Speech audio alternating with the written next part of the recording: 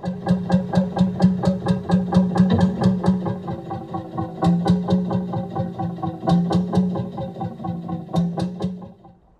hi, my name's Andy Tidy and welcome back to another edition of Canal Hunter. In this series we're tracking down the lost Waterways link which used to exist between the Shropshire Union Canal at Norbury Junction and the River Severn near Ironbridge. So far we've explored the lost Newport branch and the limited width Trench branch, which took us to the foot of the Trench incline plane, gateway to the Shropshire Canal network, and the site of the UK's last operational incline. In the last episode we reached the top of the Trench incline, where on the face of it we continued on the line of the old Shrewsbury Canal. However, to get the story straight we need to go back to 1788, when the Wombridge Canal was built by William Reynolds. This was a little 1.7 mile canal built to carry coal and iron ore mined from near the church in Wombridge to the furnaces at Donnington Wood. That is the same William Reynolds that we encountered when we talked about the Ketley incline plane, which was the inspiration for the Trench incline. It seems that the success of the Wombridge Canal was somewhat short-lived, because just 4 years after it was opened, nearly a mile was sold to the Shrewsbury Canal to connect their new waterway to the rest of the local network. It appears that the minerals in the Wombridge area were more or less exhausted, and the shareholders were very relieved to see at least 50% of their investment returned. The western end of the Wombridge Canal soon fell into disuse, and by 1900 just 300 yards remained stretching into the Wombridge ironworks. The rest was reduced to just a swampy string of pools leading to St Mary's and St Leonard's Church, and passing through a small tunnel on the way. Now, I don't plan to follow this route, which was last used about 150 years ago. Whilst you can kind of follow the contour across the landscape, there are no built remains. Until 1960s, there was part of a buried tunnel that was built next to Wombridge Farm. I've got one or two photos of it dated 1965 and a first-hand account of how it used to look in 1966 when part of the roof collapsed and it was then demolished along with the adjacent farm. Now, normally I would start off one episode from where I left off on the previous one, that being the top of the Trench incline plane. However, the whole surrounding area has been redeveloped, so I've had to jump forward a bit. So we pick up the trail here outside the Telford Athletics track. After passing over Teague's Bridge, the canal towpath follows around the hedgerow of the adjacent park, and then goes right under the home straight of the running track before disappearing up a footpath at the northeast corner of Parrots Beak Park. The canal track faithfully follows its path around the back of the Wrockwardine Wood Infant School and then passes Bullock's Corn Mill, the last commercial customer on this waterway.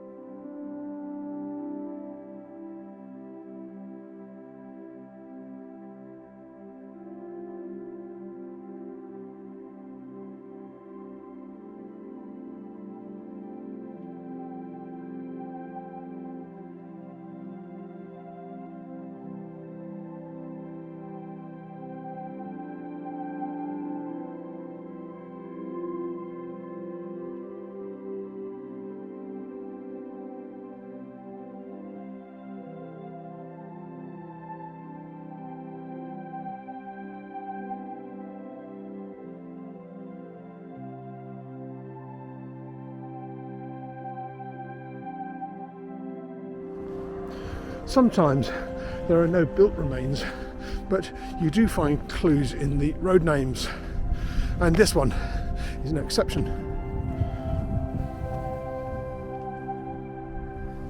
From here, a very canal-sized passage follows through, following this contour out to Furnace Lane.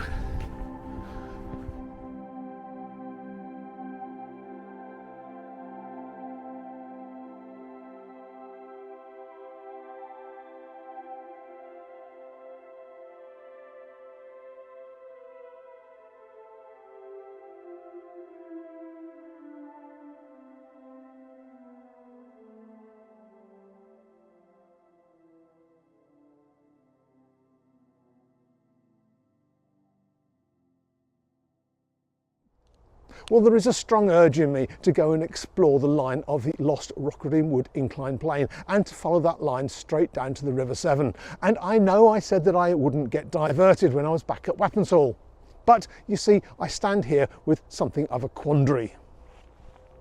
Do I continue on to the River Severn in a mad dash, or do I allow myself to be seduced by a tempting deviation?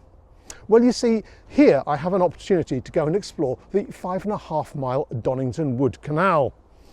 This was a canal that went out through Lilleshall all the way through to the Newport Turnpike at Pave Lane. And I've decided that that's what I'm going to do. So I'm going to devote the second half of this video to exploring the line of the Lost Canal through the site of the old Granville Colliery. And then I'll pick up the rest of the line next episode, returning to this spot to come and explore the line through to the Severn in about 2 weeks' time. So I hope you will enjoy this flight of fancy as I head out to the east. Somewhere among the undergrowth to the rear of Smith's Crescent, there was an access bridge used to get to the coal and ironstone pits beyond. We'll have a dive into the undergrowth and see if we can find that. Well, I've got to say this canal is a little bit frustrating in its early stages. You see, the built remains have all been swept away. We've got some pictures of the old One Bridge tunnel. We've got some pictures of the Teagues Bridge. But until we get to the back of Smith's Crescent, the canal is just a mere slight fingerprint in the landscape. Well, to the rear of Smith's Crescent, I have ploughed on into the woodlands, hoping to find some remnant of the canal track. And sure enough, there is something of a canal-sized depression that hasn't been completely filled in. And if I swing around, here standing right at the back of Smith's Crescent and directly underneath the very last cottage, there is the first surviving bridge. This is a bridge built in the late 1700s, last used in the late 1800s.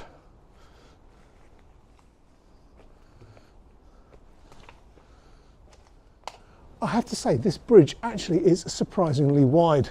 Even for a canal and towpath, it's not by any means insubstantial. Anyhow, we are looking for the Donnington Wood Canal. We've got 5.5 miles of canal ahead of us, so we'd better press on through the woodland, see what remains we can find.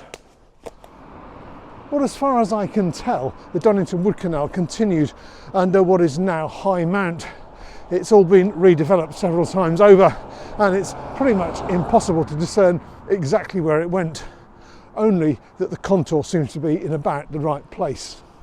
From here, the Donnington Wood Canal just kind of disappears into the light industry and 1960s, 1970s housing behind me for about half a mile. So this is a case of giving up, jumping ahead and finding the next certain spot where we can see something of the line of the canal.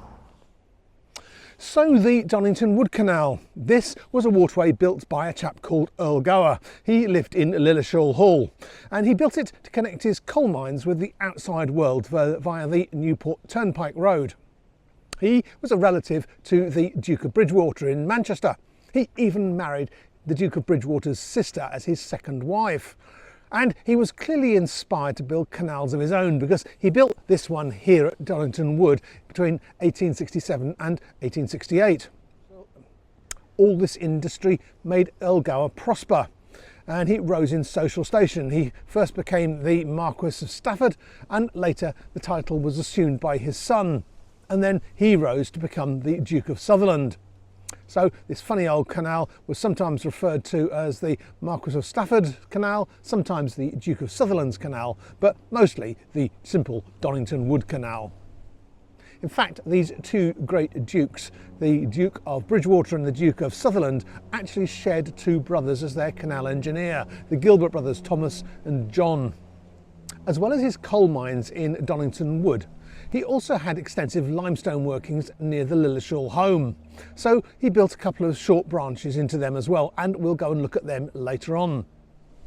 Now, as well as the blast furnaces at Donnington Wood near today's Smith's Crescent, William Reynolds, yeah, that's the same William Reynolds, he's a busy little bloke, isn't he? He and his partner Joseph Rapone set up another ironworks at a place called Old Lodge. In fact, it's just here. Initially, he set this up with 2 blast furnaces in 1824, and then built another in 1846. And then, because that wasn't enough, he built 2 more in 1859.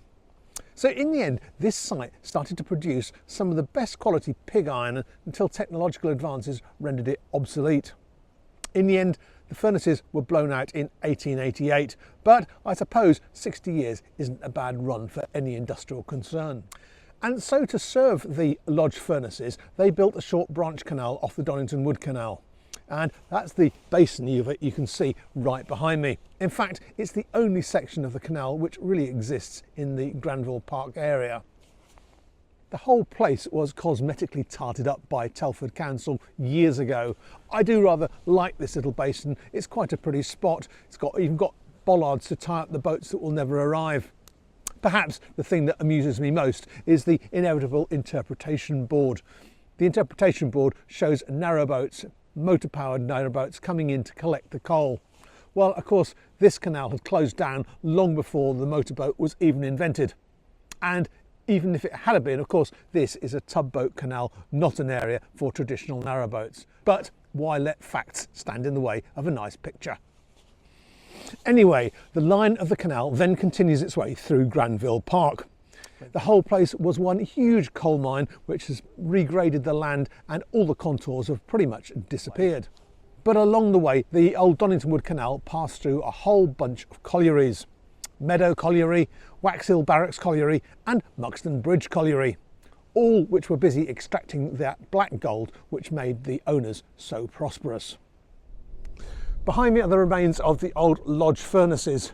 They still stand in the woodlands, 3 of them side by side. But perhaps it's one of the smaller remnants up here which interests me the most.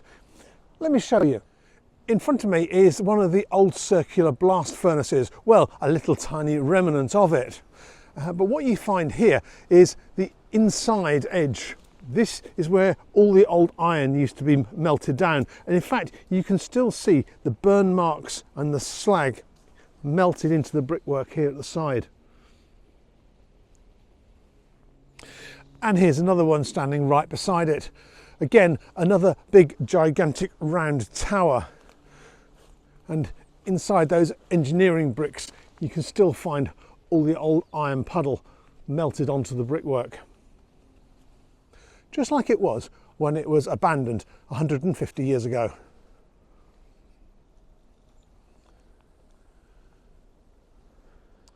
If you recall, as you came out past Newport, we came to a place called Kinnersley with its aqueduct, and there was the Humber branch. Well, there was a tramway laid from here through to the Humber branch. It was kind of a shortcut to save all of those locks and that inclined plane. In fact, if you look closely into the margins of the footpath, you can still see some remnants of the old railway track that used to exist.